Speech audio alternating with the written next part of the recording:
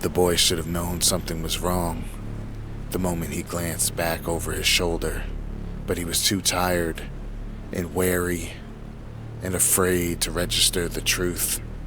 He followed the sound of the keening pipe.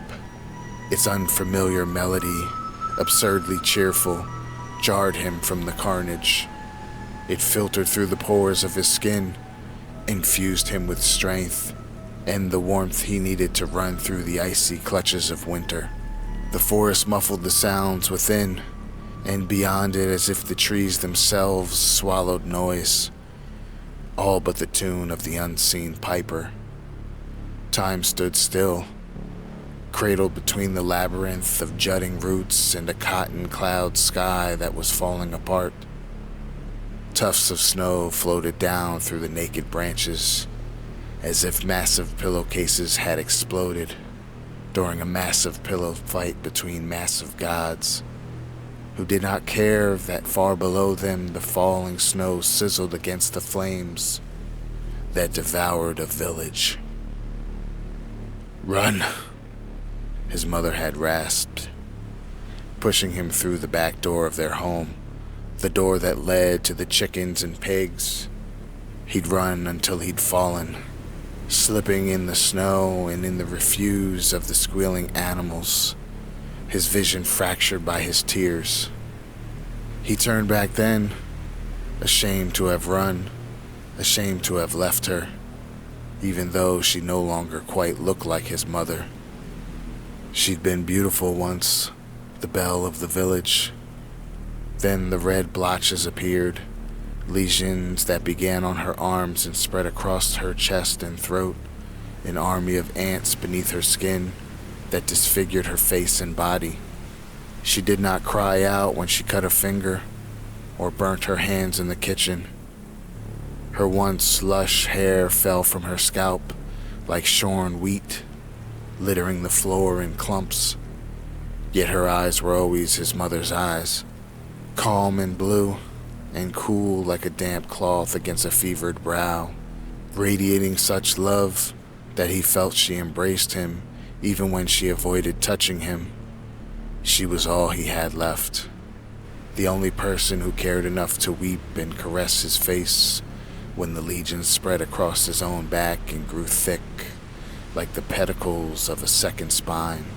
When he crept back into the house, keeping to the shadows, the boy found nothing left of his mother but a dark stain on the floor beds that streaked from kitchen to bedroom. A man appeared in the doorway, his body and face sheathed in fabrics and spells that would not let the infection touch him, gripping a sword that wept red tears from its edge. The boy hid until the man turned away and then sprinted back out into the night. He ran through the streets, dodging the hooves of horses and the torched firewood that the yelling soldiers threw his way. He fell only once when something sharp hit his head. It seemed he opened his eyes mere seconds later. Snow filled his nostrils until he raised his head. Once he did, the scent of smoke engulfed him. The crackle of fires was nearly drowned by screams that would not end. He scrambled to his feet, the snow beneath him stained crimson as if it was wine, and stumbled away from the slaughter and toward the trees. And so now he ran, torn by despair and fear, amazed that his matchstick legs could outrun the sinewy limbs of the armored horses and the fiery wrath of their riders' flamethrowers. He wished he could have lifted the axe that had been his father's, with its handle longer than his arm, and swung it into the chest of anyone who dared to approach his mother. He wished he had not left her when she pushed him out of their home. He wished he had not seen her blood upon the floor. He wished someone would have come to their village to cure instead of eradicate. The forest echoed with the shrieks of women who fought and pled and bled as gloved shoulders dragged them through the streets and pushed them into burning homes, of men as their hands, along with the pitchforks or knives that they held in them, were severed by swords whetted on the bones of prior villagers, of children who collapsed when those who chased them flung torches at their backs, and all of the above.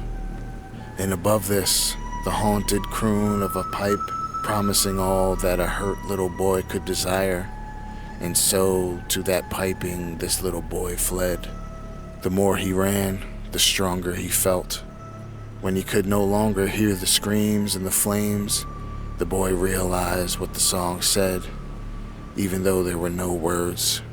It spoke of melted snows and rays of sun that embraced all whom they touched like warm knitted sweaters. It spoke of a father who opened his eyes as color filled his cheeks and laughter spilled from his mouth. It spoke of a mother whose skin was smooth and soft and smelled of vanilla and kneaded bread. It spoke of brothers and sisters who danced and teased and loved and lived, who picked him up when he scarred his knees and told him stories when he could not sleep. It spoke of the world when bad things couldn't come, where he could be free to grow old and weathered and well-loved like most kindly of grandfathers. The boy ran faster, fast enough that it felt like he flew, anxious to get to the world the song spoke of. He even began to catch glimpses of the piper through the trees. Though he scampered and danced as he played his pipe, he appeared sometimes before, sometimes behind, and sometimes besides the boy. He wore a black hooded cloak that hid his face. Beneath it his clothes were pied, a patchwork of vibrant color, impossible to miss whenever the wind whipped back the cloak. His pipe and his fingers were white of bone, and just like the boy, he left no footprints in the snow.